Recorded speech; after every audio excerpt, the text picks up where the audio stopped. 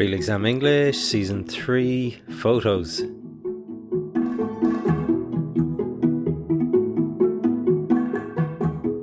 Hello and welcome to Real Exam English. Today's topic is photos. Never before have photos and photography been so popular, and therefore it's a topic that frequently comes up in English exams. Today you're going to hear lots of photography vocabulary, some amazing adjectives and expressions, and for the first time ever on the Real Exam English podcast, you can hear people speculating about photographs with lots of super expressions. We have a great mix of accents for you today, so let's crack on with the questions. Do you prefer to take photos of people or places? I much prefer taking photos of landscapes or buildings because I find it easier. Often I will take a photo of someone and I don't feel like I've captured their personality in the way that I wanted to, and I find that quite frustrating. When I do take a photo of someone and I feel like I've captured what they were like in that moment, it's very satisfying and very gratifying, but it is more challenging to me. So I tend not to do it as much. Okay, so we're just going to focus on the adjectives here. We heard frustrating, satisfying, gratifying, and challenging.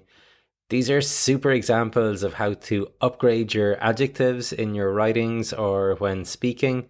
For example, instead of hard or difficult, say challenging, or instead of annoying, say frustrating. Satisfying and gratifying kind of mean the same thing. You could also say rewarding. These are really useful synonyms to use when answering questions about why you learn English, or working to achieve your goals, or maybe the benefits of particular types of jobs. So make a note of these and try to put them into practice. What is the best way to remember places you visited? Taking photos or buying souvenirs? Yeah, I've been to 27 countries, so I have a lot of photos. Why is taking photos better than keeping souvenirs? Because they get dusty, and if you move somewhere else, you can't necessarily take them with you. So, especially big souvenirs and things. I found that out when I first started traveling. I was buying souvenirs and then had to leave them behind at my next country I was living in or something. So it's better to take photos. If I buy souvenirs, I just buy small ones that I can take with me. How has technology influenced the way people take photos? Well, most people now take photos on their mobile phone rather than on cameras, and they can instantly put them onto their Facebook or WhatsApp and that type of thing. Whereas before, you always had to lug around a camera, and before that you got the films developed, and then you had to download it onto your laptop or different things like that. So phone photography is better if you've got the space on your phone. So in the first answer, I had to ask the speaker to expand on why she thought taking photos is better. This shouldn't happen in a higher level English exam. You should always try to develop your answer, giving explanations and examples if possible. Remember, you're trying to show off all the lovely English you know, and if you give a 10-word answer, then you're not really taking your opportunity very well. In the second answer, which was a perfect length, by the way, we heard this phrasal verb to lug around a camera. To lug around means to carry something heavy with you. Like after shopping, you might have to lug the shopping bags around town with you. We also heard the super useful connector whereas. This is a great word to know for comparing two different things. Do you like it when people take photos of you? Easily, I can answer this one by saying no, I absolutely hate it when people take photos of me. For some reason, I don't think I'm an unattractive person, but for some reason, every photo I've ever seen of myself, I've looked just hideous. I just look horrible, and I don't know if that's because I have a high expectation of myself or I just generally look horrible in photos, or I don't know what it is, but for that reason, it just makes me feel so uncomfortable and self-conscious when people take photos of me. Do you prefer to take pictures of people or places? I like both for sure, but if I had to choose one, I would say places, because photos for me aren't necessarily about remembering myself there. I don't enjoy having a photo of me in front of a site or something like that. It doesn't evoke very strong feelings for me. I prefer places, a landscape of something that's very familiar to me. For example, I used to live in Edinburgh in the United Kingdom, and I have a fantastic picture of the landscape of the city of Edinburgh. And when I look at this photo, it really triggers some emotional feelings to me. The colors of it, the styles of the buildings, things like that. So for me, I want a photo that's of places to try to transport me back to that place when I look at it in the future. Some awesome adjectives here from Australia. We heard the speaker talking about how bad he feels he looks in photos, and he used 3 different adjectives, which, as you should be aware by now, is perfect for an exam answer. So those adjectives were unattractive, horrible, and hideous, which really are quite strong ways to describe how unappealing something is. Then we heard that he feels uncomfortable and self-conscious too. So lots of superb vocabulary, pretty negative, it must be said, but superb all the same. In the second answer, we had 2 lovely collocations with the word feelings. Firstly, to evoke strong feelings, and secondly, to trigger some emotional feelings. These are exactly the kind of high-level collocations that examiners love.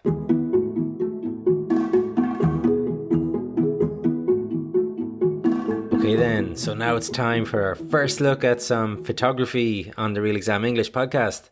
We have 4 different people speculating about the same photo. This language is really important in many English exams, as very often you are required to speak about what you think you can see in a photo. The examiners will likely be listening out for your language of speculation, so make sure to use a variety of expressions if you can. The photo for today's episode is hopefully on the artwork of your podcast app for this episode. Additionally, you can find a link for it in the show notes, and it's on the blog on the Real Exam English website. Okay then, here we go. Fishing boats in the background. Looks like it might be an early morning sort of dawn type, when maybe the fish are being brought in, as opposed to night, but it could be night, but it definitely looks like that. So 2 ladies in from collecting the day's catch. The first lady looks delighted. She looks like it's been a great success. The second lady doesn't look as impressed. She looks maybe a bit more tired. All right, going through these photos now. First one, it's these 2 ladies carrying a pole with some fish in between them. Are they related? I don't know. They look like maybe they could be. The one at the front's really super happy. The one at the back, who's just staring at the back of her head, looks like she's not having the funnest of times.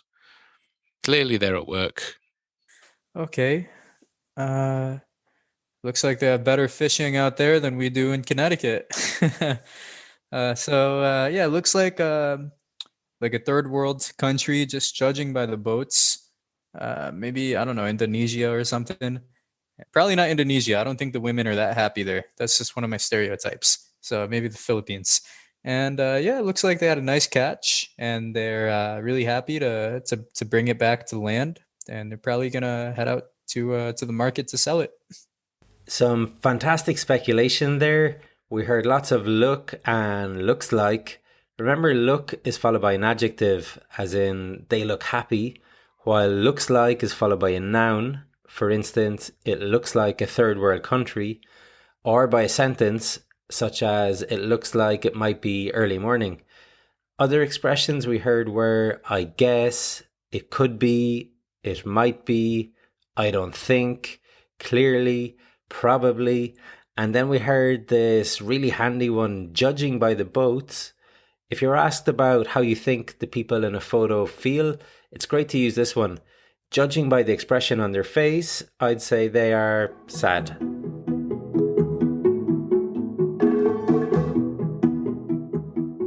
Okay, some brilliant speculation there. Now back to our regular questions. What sort of photos do you like to keep?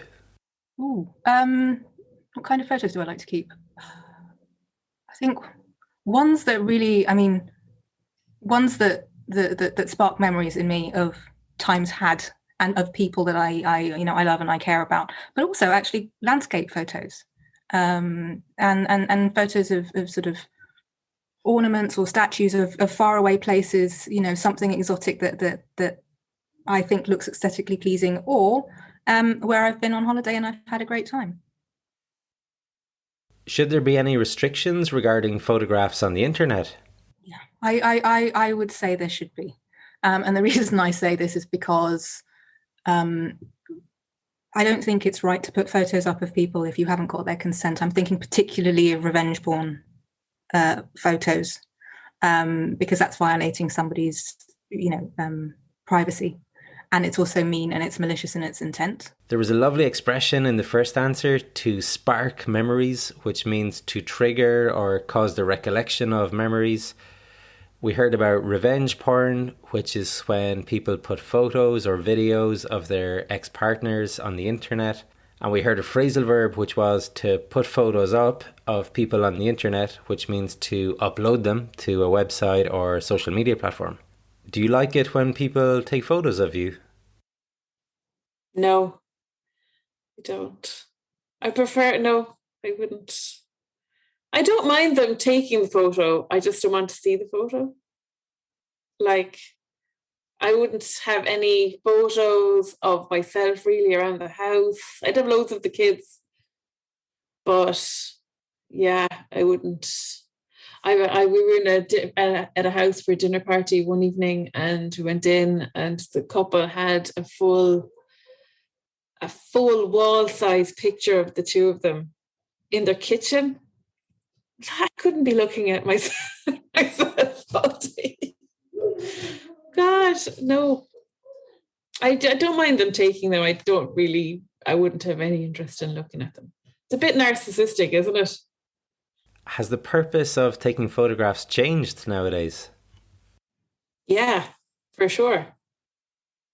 Because I think when you had the old cameras and you were kind of taking a photo and you didn't see it till you went to the shop and got your film developed, you would probably only take it, you were kind of more sparing with them. You might just take it of a nice holiday moment or something. Whereas now just people constantly taking them. It's just constant, isn't it? You kind of feel like people are nearly missing what's actually going on around them because they're so busy filming and taking photos. And it's more to show off as well to everyone. Just, kind of paint a different picture of your life kind of through a few nice snaps rather than actual real life. Some old school vocabulary here: to get your film developed, which is what you had to do before digital cameras became the norm, bringing your film to a special shop to get your images printed. We heard about taking some nice snaps, which is a colloquial way of saying photos. And we heard this phrasal verb, to show off, meaning to boast about something or show everyone how great you are in an annoying way. Like, I was showing off my new car to my friends when I ended up crashing it into a wall. Okay guys, hopefully you got lots of cool new language today that you can show off to your English speaking friends, your teacher, or even better, your examiner. If you like the podcast, it'd be great if you can like and subscribe on whatever podcast provider you use. We'll be back next time with some more analysis for you on a brand new topic. Thanks so much for listening. Trevor.